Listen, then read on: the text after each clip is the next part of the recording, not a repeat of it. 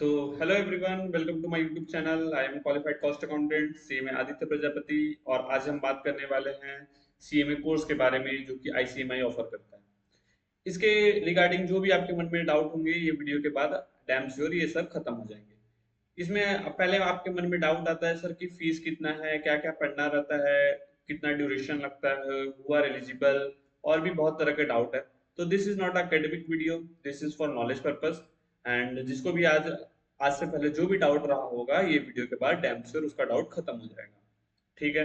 आप लोगों ने सीएमए का नाम सुना होगा, जो कि कोर्स ऑफर कर आईसीएमआई कोर्स ऑफर करता है CMA, cost and management accounting. अगर हम बात करें कि सर आपके मन में बहुत सारा डाउट होगा कि फीस ड्यूरेशन, तो इस पे हम लोग आज चर्चा करेंगे। ठीक है। अगर हम लोग बात करें कि what is CMA, what is CMA, तो क्या है इसका मतलब? Cost and management accountant. सी आईसीएमआई का जो सीएमए कोर्स है उसका फुल फॉर्म आता है आपका कॉस्ट एंड मैनेजमेंट अकाउंटेंट। जो ऑफर कौन कर रहा है? Institute of cost accountants of India.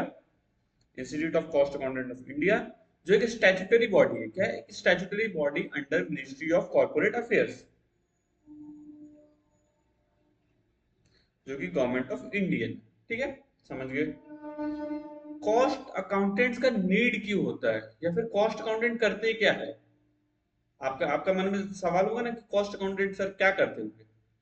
आप कुछ किसी भी चीज को अगर बना रहे हो तो एक आपका कॉस्ट तो आता होगा ना। ये पेन बन रहा है या फिर कुछ भी बन रहा है तो उसका एक कॉस्ट आता है। तो उस कॉस्ट को कंट्रोल करने के लिए कि ये खर्चा कहीं ओवर एक्सीड तो नहीं कर रहा है, उसको कंट्रोल करने के लिए सबसे पहला रोल होता है कॉस्ट अकाउंटेंट्स का।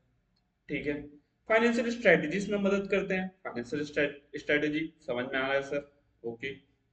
और बिजनेस स्ट्रेटेजी भी, बिजनेस एडवाइजरी स्ट्रेटेजी, जो कुछ भी होता है, क्योंकि ये दे आर प्रोफेशनल ना। जो भी क्वालिफाई हो रहे हैं वो प्रोफेशनल है, तो दे आर वेल एडुकेटेड।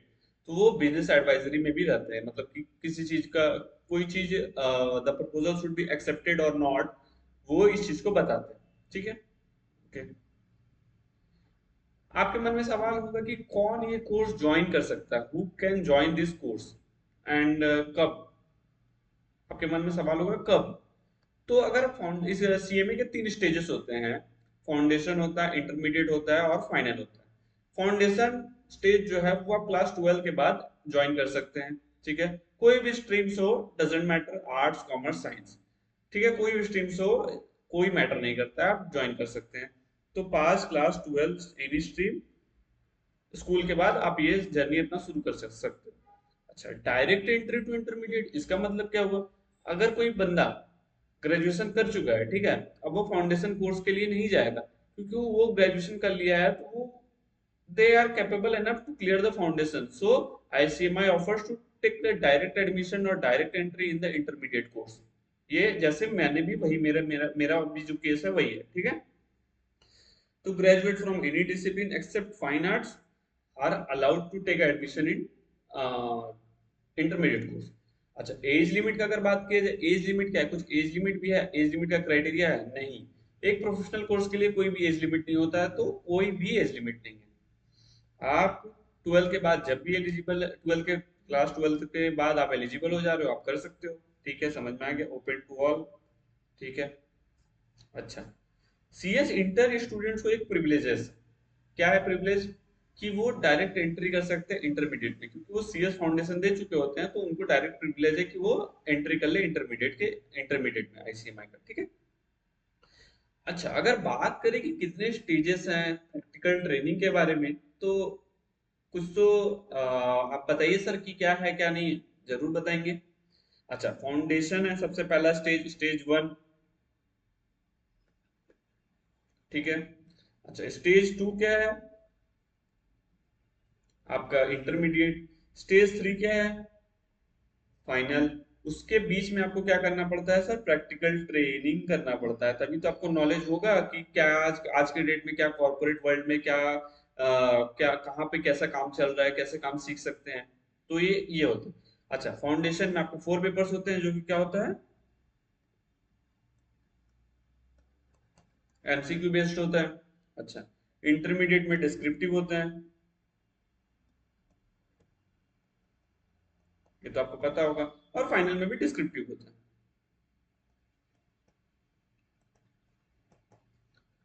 तो फाउंडेशन जो होता है वो 6 मंथ्स का ड्यूरेशन में हो जाता है कंप्लीट। उसके बाद क्या होता है कि आप इंटरमीडिएट के लिए एलिजिबल हो गए, इंटरमीडिएट में आपने एडमिशन लिया, जिसमें 2 ग्रुप्स होते हैं, 8 पेपर्स। उसको आप मान लो 12 मंथ्स में कंप्लीट करते हो। फिर 15 मंथ्स का प्रैक्टिकल ट्रेनिंग, और ट्रेनिंग के साथ साथ आप पढ़ भी रहे हो, तो उसके जस्ट बाद आप एग्जाम दे दो फाइनल का, और फाइनल क्लियर होता है तो आप सीएमए डिग्री होल्ड कर जाते हो। ठीक है, चीजों को करने में मोटा मोटा 3 इयर्स तो मान लो लगता है। अगर कोई डायरेक्ट एंट्री वाला बंदा है तो उसको 2.5 साल भी हो सकता है लगे। तो 3 इयर्स मोटा मोटा लगता है, तो ठीक है, 3 इयर्स सर, हम लोग ये कोर्स का ड्यूरेशन को 3 इयर्स मान रहे हैं, 3 इयर्स में ये कंप्लीट हो जाता है। ओके। जिसका एग्जाम है ना जो, वो हर 2 टर्म में होता है। टर्म क्या है सर? पहला टर्म है जून, दूसरा क्या है? दिसंबर। जून है, दिसंबर। समझ में आ गया सर कि 2 टर्म में एग्जाम्स होते हैं, और 15 मंथ्स का मैंडेटरी प्रैक्टिकल ट्रेनिंग करना पड़ता है, जिसमें हम लोग काम सीखते हैं कि कैसे आज के डेट में एक कॉर्पोरेट या फिर एक सीए फर्म, सीएमए फर्म कहाँ पे कैसे काम हो रहा है। नहीं तो आपको प्रैक्टिकल एक्सपीरियंस ही नहीं रहेगा, कंपनी में जाओगे ना तो आपको समझ में नहीं आएगी कि क्या क्या करना है ना क्या नहीं करना है। तो वो प्रैक्टिकल ट्रेनिंग का बहुत ज्यादा नीड होता है। ठीक है, अच्छा हम लोग समझ गए। अच्छा, अगर हम लोग बात करें कि सीएमए कोर्स के फीस कितना लगता है, सीएमए कोर्स में फीस कितना लगता है, अगर हम लोग बात करें।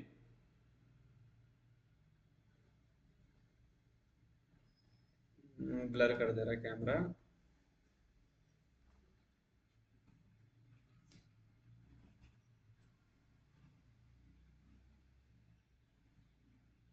ठीक है। सीएमए कोर्स में फीस कितना लगता है, थोड़ा सा डिस्टर्ब हुआ। तो सीएमए सीएमए कोर्स का जो फीस है ना, वो काफी नॉमिनल है। जैसे एमबीए वगैरह है, वो सब काफी हाई फीस चार्ज करते हैं। अगर नॉर्मल आप कॉलेज से कर रहे हो जो ग्रेड बी ग्रेड सी है, तो सर 6 लाख to 7 लाख तो वहां लग जाते हैं। अगर ग्रेड ए कॉलेज से कर रहे हो तो सर वहाँ 25 26 लाख 30 लाख रुपीज लग जाते हैं। तो सर आईसीएमआई भी क्या उतना ही फीस चार्ज करता है क्या? बिल्कुल नहीं, आईसीएमआई उतना फीस नहीं चार्ज करता। आईसीएमआई कितना चार्ज करता है सर?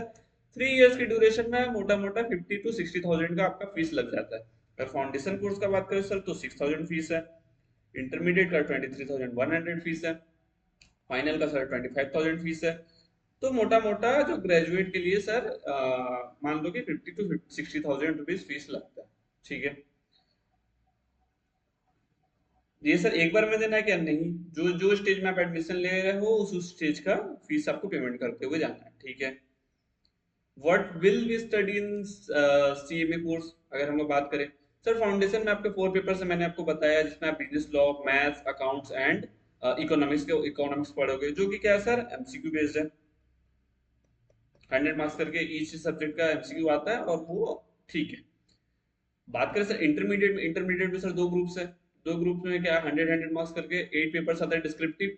अब उसमें सर अकाउंट सर, लॉ है, उसके बाद डायरेक्ट एंड इनडायरेक्ट टैक्सेशन है, कॉस्टिंग है, और भी कुछ कुछ सब्जेक्ट्स हैं जिसको आपको पढ़ना है।